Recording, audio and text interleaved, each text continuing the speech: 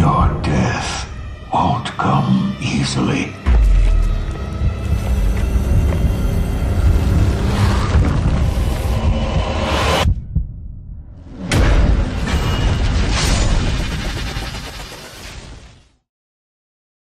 Hello, I am Sean of the Lore Hunter, and today I am talking about Sekiro, Shadows Die Twice. In my previous video, I looked at what developer FromSoft has said about their projects in development and what that might mean for E3 2018 and Shadows Die Twice.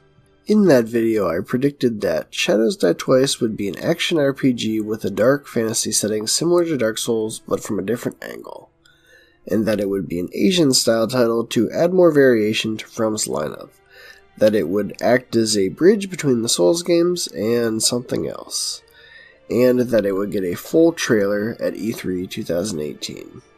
And it looks like Sekiro matches up with what From Software and Miyazaki have been saying. Let's take a look at what we've learned about Sekiro Shadows Die Twice during E3 week. During this week, a full trailer was released, official game websites went online, press were given a hands-off demo of the game, Robert Conke and Tasahiro Katao took multiple interviews at E3, and Famitsu Magazine released an interview with Hidetaka Miyazaki, president of From Software. It is information from these sources that I will be presenting in this video. First off, some general information. While the game was previously referred to as Shadows Die Twice at the Game Awards, its full title is Sekiro Shadows Die Twice. It is an action-adventure game being developed and published by From Software in Japan and Asia, and published by Activision internationally, and is set to release in early 2019. Sekiro means one-armed wolf. The subtitle, Shadows Die Twice, was conceived by Miyazaki as a tagline for the Game Awards trailer, but the developer really liked it and it became part of the title. The Shadows bit invokes playing a ninja, and Die Twice is a reference to both a special death mechanic in the game and signposting that you'll be dying a lot in Sekiro Shadows Die Twice. The game is set in a reimagined 16th century Sengoku Japan in the land of Ashina. However, this is not a historical game. Austin Walker on Waypoint Radio said that during the hands-off demo it was confirmed that there would be no historical figures such as Nobunaga or Hanzo. From Software's Tasahiro Katao said that the idea is that Sengoku Japan is a theme setter and is being used to showcase the beauty of old Japan. Miyazaki said that the time is set near the end of the Sengoku warring period in Japan. Like all other games before this, it isn't an actual location. The end of the Sengoku era also holds the nuance that the country may be at its end, and that realism wasn't something that From Software was too concerned with. As with Dark Souls, it is constructed according to our own interpretation.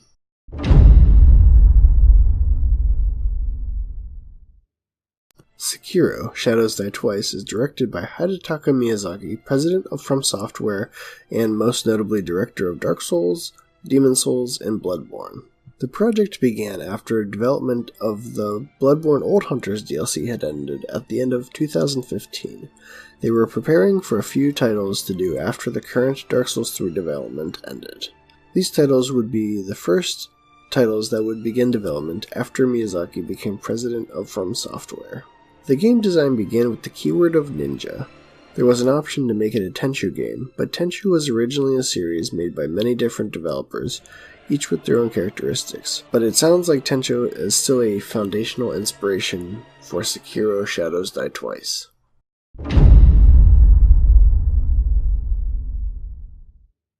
One of the biggest differences between Sekiro and what From Software has recently produced is that Sekiro will have a fixed protagonist.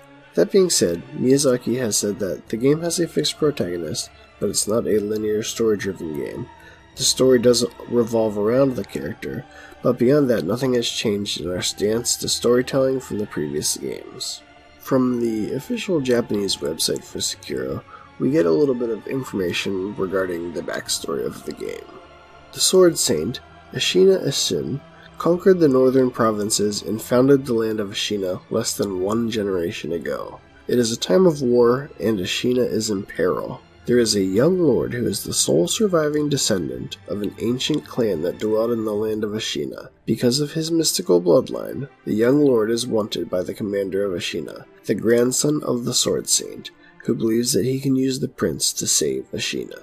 The player character is the shinobi. He serves the young lord and seeks to protect his young master from the commander of Ashina. The shinobi fails to protect his young master, and the game's story starts with the shinobi losing both the young lord and his left arm to the commander of the Ashina clan.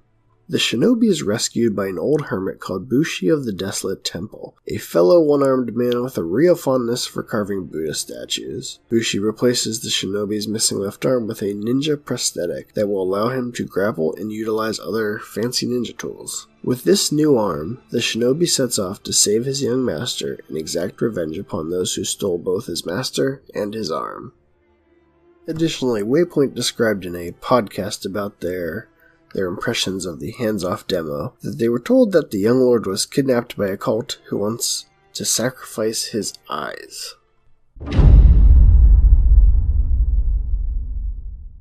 You play a fixed character, the shinobi. Miyazaki said in his interview with Famitsu that it's an action-adventure game, so the protagonist has growth tied to a different method than RPGs. And Kitao said in an interview that FromSoft wanted to move away from stats with this project. Kitao also explains that Sekiro is a single-player game with no online component. He goes on to explain that when you design a single-player game and a multiplayer game, it's very different. The concept this time around, we wanted to focus on a single-player experience and not have any of those limitations when you're designing a game that is meant as multiplayer. That was the focus and the decision. So without traditional RPG stats and online balancing to consider, what is FromSoft focusing on with Sekiro? In his interview with Famitsu, Miyazaki describes the three main gameplay features in Sekiro.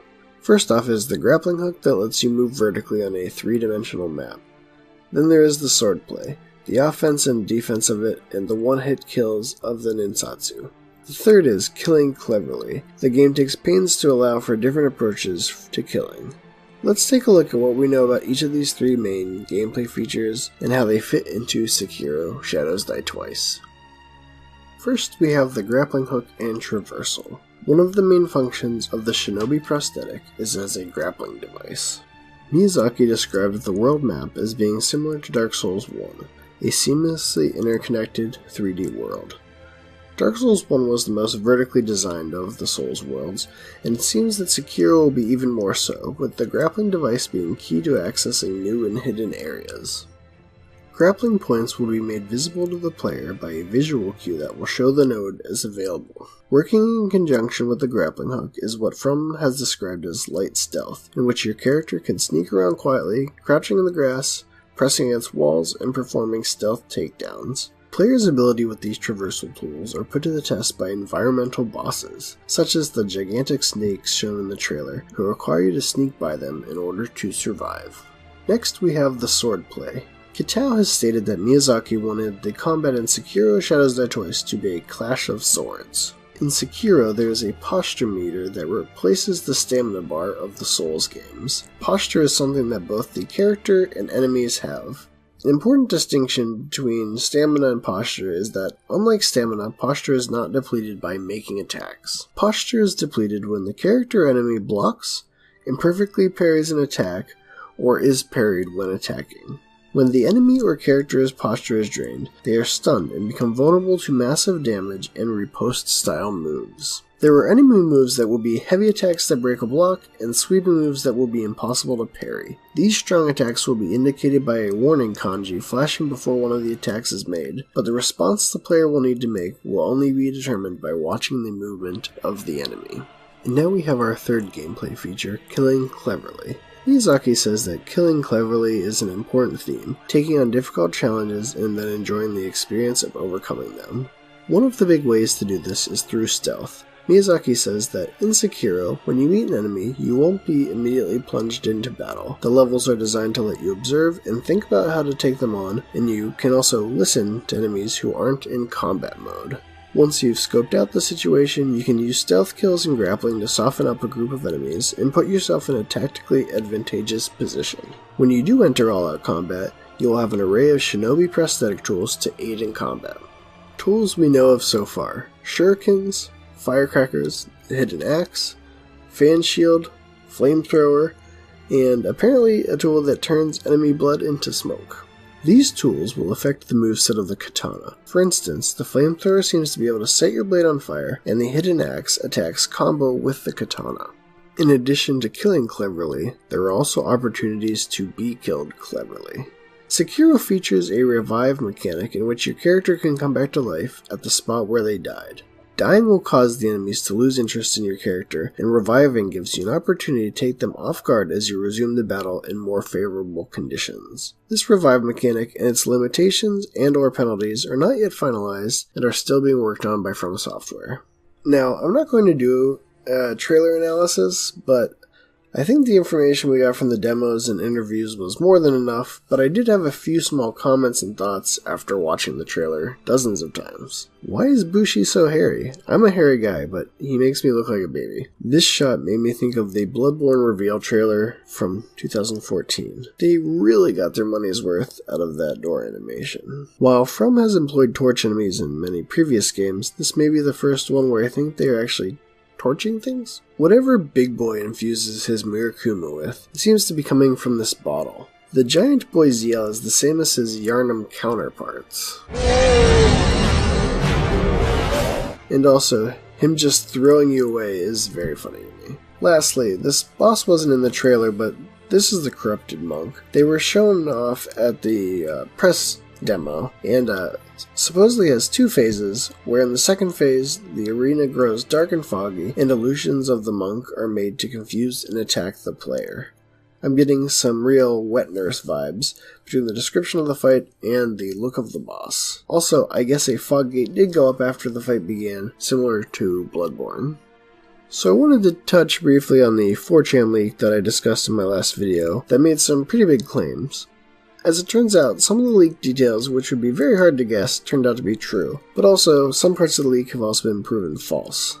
This leak seems to have gotten the setting correct, which isn't exactly a huge accomplishment and could have been guessed at based upon the TGA trailer. But having your arm cut off and getting saved, and given a prosthetic arm by a mysterious old guy was also part of the leak, and that would have been very hard to guess. However, the leak also said that there would be character creation, and this has been disproven. But the leak talked of a cult, which seems to be correct. The leak talked about trick weapons, which could easily be shinobi prosthetic tools. But the leak also teased multiplayer, which has been proven false. So it's a mixed bag. It seems to me this person definitely got some inside information, but also that they may have taken some liberties or padded the leak out with some speculation on their part. So this is what we know about Sekiro: Shadows Die Twice, the new FromSoft title due out in early 2019. Personally, I was blown away by how much information we actually got. But they are definitely shaking up the formula, and it's good to give people some time to adjust their expectations. And there are still some big questions, like will there be fashion souls for Sekiro? If so, will it be called Shadows Dress Nice? Can main weapons be swapped out or upgraded? If not, how will the Moonlight Greatsword make its way into the game? I'm sure these questions will be answered eventually, and when they are, I will be here to tell you all about it. Thanks for watching.